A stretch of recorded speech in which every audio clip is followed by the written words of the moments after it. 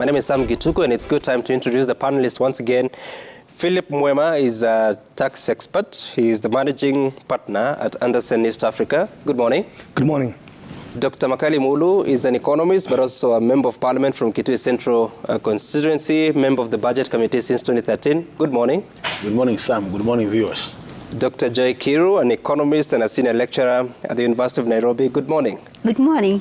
And then you have Henry Kabogo, engineer by training? Yes. But now entrepreneur and also the chairperson of the Water Bottlers Association of Kenya. Good morning. Good morning. And it's good to see all of you here. And of course, our special focus today is on state of the economy. But if you look at the two dailies, it appears that some minds were thinking the same. At the front page of the Daily Nation is Buckle Up, Storm Gathers of Economy Amid Grand Promises. Treasury CS Professor Njuguna Ndungu is saying that from all the things we have analyzed, it is not looking good. There are clear signals that is going to be a tough year. You look at the exchange rate of the dollar between January 2020 and now, a difference of about 27 shillings. At the moment, as of yesterday, standing at 127 shillings 75 cents against the US dollar. And this has grown from 123.44. The year of the election, January 2022, it was at 113 shillings 16 cents. That's an increment of about 14 shillings or thereabout. Then talking about the foreign reserves, the currency reserves, foreign currency reserves have fallen below the desired 4-month cover and closed last Thursday at $6.6 billion, or an equivalent of 3.69 months import cover. 9.145 is the estimated debt, and that is the public debt. We have a ceiling of 10 trillion shillings. The inflation has been going down slightly. In February, it climbed back to 9.2% from 9% in January. And of course, lowering the purchasing power of households. And still, there are some 5 million Kenyans that are facing starvation after the prolonged drought that has been described as the worst in 40 years. On the front page of the Standard, inside Ruto's 200 billion shilling budget, the president assented to bill that allows government to spend 200 billion shillings before the end of the financial year, with the hustlers and suppliers among major beneficiaries. Of course, you see the distribution of that, including 15 billion shillings that has gone to agriculture, set for the fertilizer subsidy program. 60 billion shillings has been approved for pending bills by the government to assuage the pain of government suppliers. However, the amount is a drop in the ocean. At a time that the control of budget was speaking about nearly, is it 600 billion shillings or 700 billion shillings in pending bills? Then, of course, 6 billion shillings to be spent to recruit additional teachers, and a further 2 billion shillings to be used for schools feeding program, and another 10 billion shillings that will be used in mitigating the adverse effects of drought. And this forms part of the basis of our conversation this morning as we dive into the state of the economy. And let me begin with you, Dr. Makali Mulu, because you sit in the House and you've been seeing some of these issues come before the House or the committee.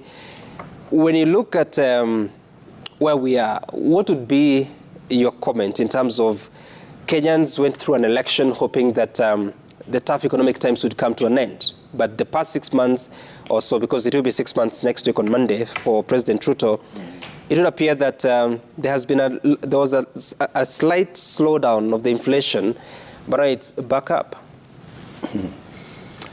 Yeah, thank you very much, Sam, for having us in the show. I think today's discussion is very interesting, and more so it must be very interesting to Kenyans, where we are discussing the state of the economy. From where I sit, Sam, when you talk about state of the economy, there are things you analyze to determine state of the economy. And that's why I like what the nation is talking about, because in a very summarized way, it captures the issues. Right. These are we call them normally macroeconomic variables, which are important to determine the state of the economy. And I'm sure Joy will be picking on this from where I will leave it. But let me just pick about 5 of them, just very briefly, to tell Kenyans what is happening. Let's start with the inflation. Our expectation as a country is inflation should not go beyond 2.5 above 5 or 2.5 below 5, which means it should be ranging between 2.5 to 7.5. That should be the range. If it's say, I will say, because it's one digit inflation figure, but currently we are about 9. What happens normally is when inflation is that high, the person who suffers most is actually the lowest, the so-called the hustlers. So when you connect that with the hustlers, I'm telling you the hustlers are out there suffering seriously. And as a result of that high inflation rate, normally the central bank would come in and then also push up the interest rates. When you push up the interest rates, then automatically cost of borrowing and all that also increases, meaning more likely it also increase the cost of production. The other important variable which you consider is the issue of the foreign reserves. You've seen the governor saying that normally the best, the recommended rate would be 4 months of imports. Currently, we are at 3.6. I think last month we were about 3.8, which means we are actually doing worse as we move to the future. And then the foreign exchange itself, the foreign exchange rate. The dollar, I think we've lost about more than now 10%. If you compare the December rate and today, we've lost about 10% of the dollar. Look at our expenditure. Currently, we are about 25%. When you look at the revenues, we are around 18%. So when you look at these numbers, Sam, in totality, they're just telling us that we are not heading in the right direction as an economy. And that's why I agree with the CS Treasury, who says that this year, more likely things are not going to be better in any way. So I see a situation where, and I think I said this at one point, and Sam, you looked surprised, and that was last year, when I said that the projections don't look very good. But with what you've just said about the supplementary budget, attempts have been made to push more resources to production sector, which I think is good for the economy. And we are hopeful that as we move to the future, then things might start improving. But currently, the state of the economy is worrying. I would leave it at that. Right. And Dr. Kiru, when you reflect on, yes, it's worrying, the cabinet secretary who would know is saying as much. Are there quick fixes? Are there solutions that we can use even as we deal with the global impact on the economy, not just in Kenya, but also in the East African region? Thank you very much. The truth is, what is happening now is not shocking. Even though when the elections were coming up, Kenyans were being told, oh, things will be good, we'll do this within 100 days. And we were here on this same place, same time, saying the way things are, it can only get worse before it gets better.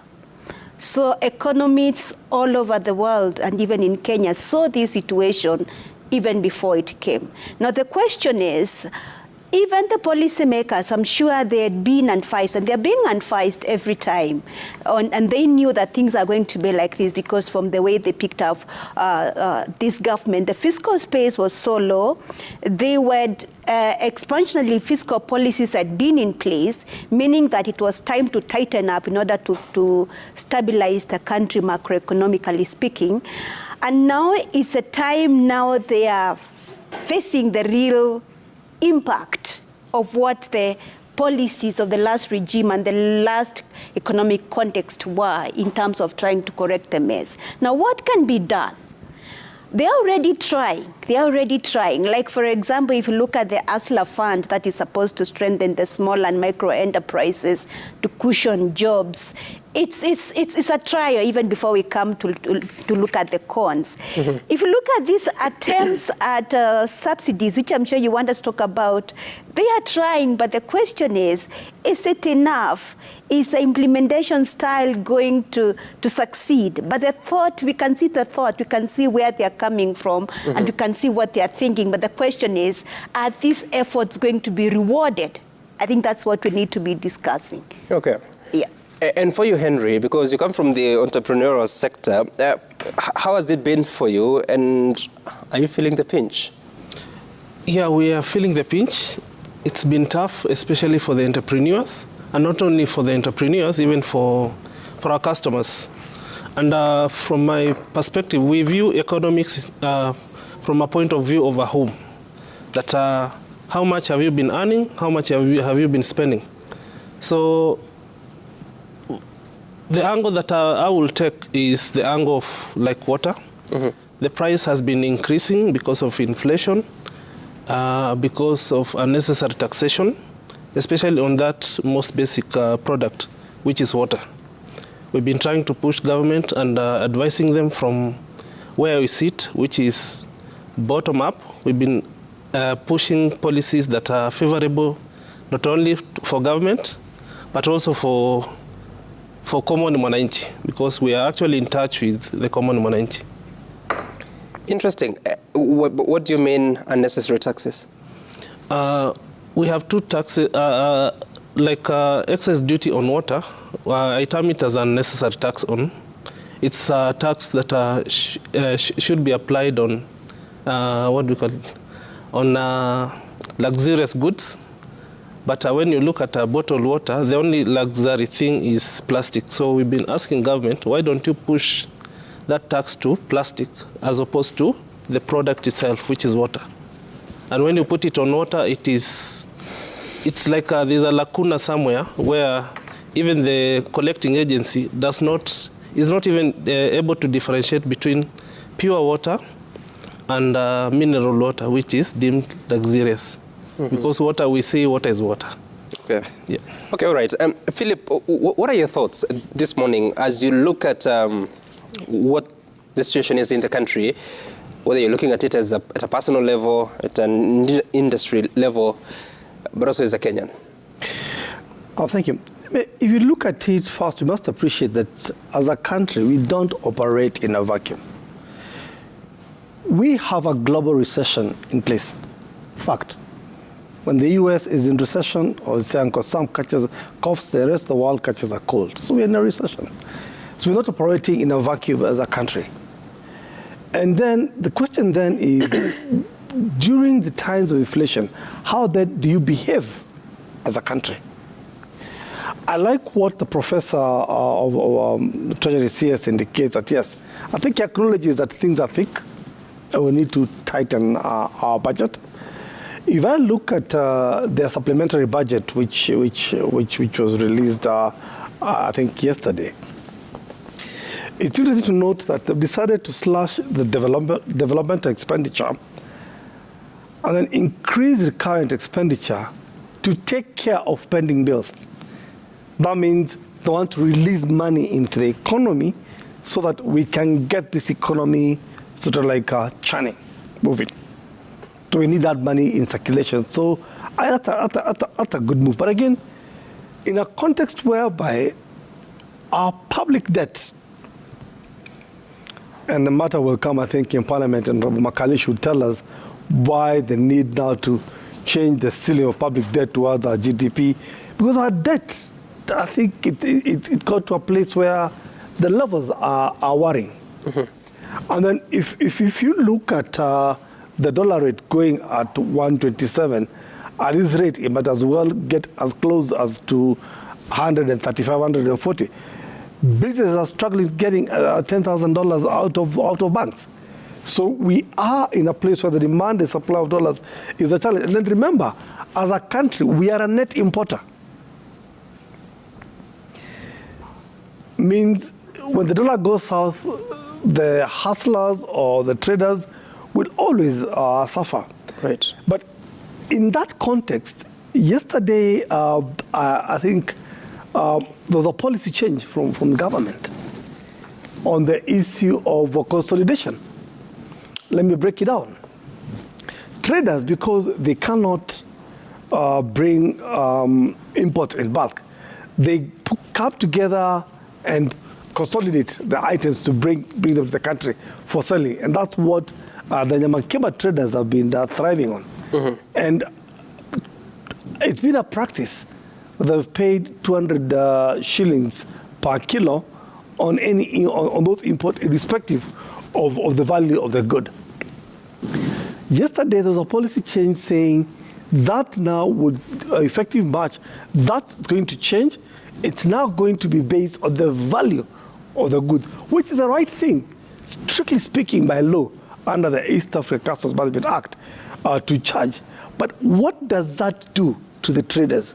We're about to see the end of Nyamakima. Because then, what CS Korea in trade is trying to do in terms of protectionist approach to get them moving. On one hand, now the Revenue Authority, which is the body now implementing taxes, saying there's a policy change. We are no longer going to charge 200 shillings per kilo on consolidated. We are now going to go on the value. Things are about to get thick for the trader, for the guy at Nyamakima. Interesting perspectives here. And I want us to take a little step back and focus on what has been going on, especially the concern even towards the election of the public debt. And one, Rigathi Gachagua, the Deputy President, has been speaking about this, as well as President William Ruto, who spoke earlier. I think it was mid of February during the prayer session at the Nyayo National Stadium. We'll listen to the Deputy President later, but there has been this concern that, yes, the public debt is rising. And I saw a cabinet dispatch talking about changing the ceiling to about 55% of the GDP. And I'm just wondering, Dr. Makali Mulu, 55% of the GDP would actually be less than 10 trillion shillings. Is there a plan to, is it rebase the economy, the GDP itself? Okay, thank you, Sam. You know, at one point we rebased our economy. I don't think we'll be doing it again soon. But what is happening is, I think this is a matter we've discussed in details, and we've engaged the Treasury. Actually, yesterday, you must be aware there's now a new committee in Parliament, which has been created to take care of public debt specifically. It's called Public Debt and Privatization Committee. And I happen to be the vice chair of that committee. Now, what has happened, Sam, is that we have fixed the debt ceiling at 10 trillion.